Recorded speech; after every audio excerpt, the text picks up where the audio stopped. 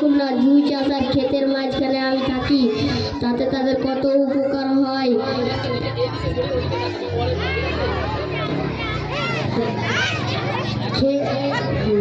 আর একজনের জমি অন্যজন নিতে পারে না, আর একজনের ক্ষেতের জল অন্য খেতে যেতে পারে না, তাতে তাদের কত উপকার হয়। তাও আমাকে না হতভাগারা, তাও আমাকে নাঙল দিয়ে কেটে জমি বাড়িয়ে নেওয়ার জন্য। শুনলেন তো ঠাকুর মশাই, উপকার করলে তার উপকার করে। রসরস আমার আরো দুইজন সাক্ষী আছে। আচ্ছা চলো।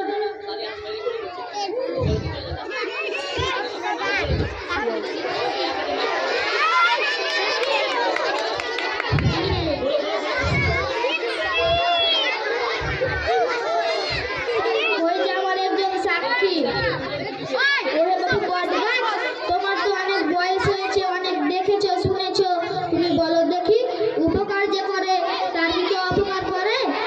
তা তো লোক আমাকে আগে করে, এই লোকগুলো আমারই খেয়ে বসে ঠান্ডা হয়, আবার আমাকে আবার খুঁচো মেরে আঠে বের করে।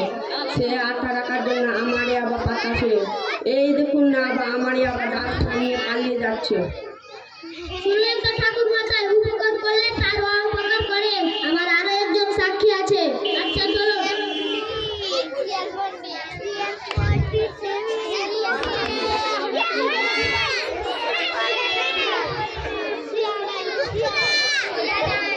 ওই যে আমার একজন সাক্ষী, দেখিও কি বলে। শিয়াল পণ্ডিত, একটু দাঁড়াও, তুমি আমার সাক্ষী। সে কি কথা, আমি কি করে আপনার সাক্ষী হলুম? কেউ যদি কারো ভালো করে, সে কি কারো মন্দ করবে?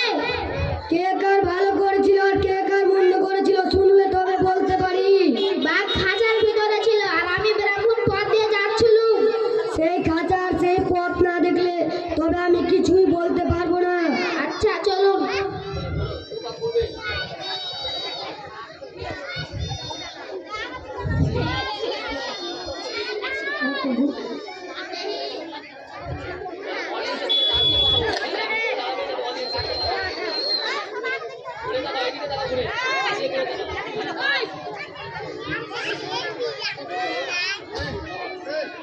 খাঁচার পথ বুঝতে পেরেছি, এবার কি হয়েছে বলুন।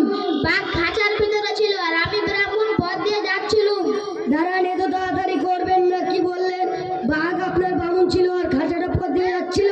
দূর বোকা, বাঘ খাঁচার ভিতরে ছিল, বাঘন পথ দিয়ে যাচ্ছিল। রোজ দেখি বামুন খাঁচার ভিতরে ছিল আর বাঘ পথ দিয়ে যাচ্ছিল। দূর গাধা, এরকম গাধা আমি কোথাও দেখিনি। আরে বাঘ খাঁচার ভিতরে ছিল, বাঘন পথ দিয়ে যাচ্ছিল। বাঘ বামুনের ভিতরে ছিল আর খাঁচাটা পথ দিয়ে যাচ্ছিল। আরে বোকা, বাঘ খাঁচার ভিতরে ছিল, বাঘন পথ দিয়ে যাচ্ছিল। এত শক্ত কথা আমি বুঝতে পারবো না। তোকে এক কথা বুঝতে হবে। দেখ, আমি এমন করে খাঁচার ভিতরে বলতেছিলাম। এই যে কি হলো কি হলো কি হলো? ঠাকুর মশাই, এবার আমি সব বুঝতে পেরেছি। আমার সাক্ষী যদি শুনতে চান তবে কখনো দুষ্টু লোকের উপকার করতে নেই। কাজে বাঘ মামার যে আপনি এখন শিগগিরই যান, এখনো ফলায় ফুলোয়নি। আপনাকে ধন্যবাদ, অনেক ধন্যবাদ।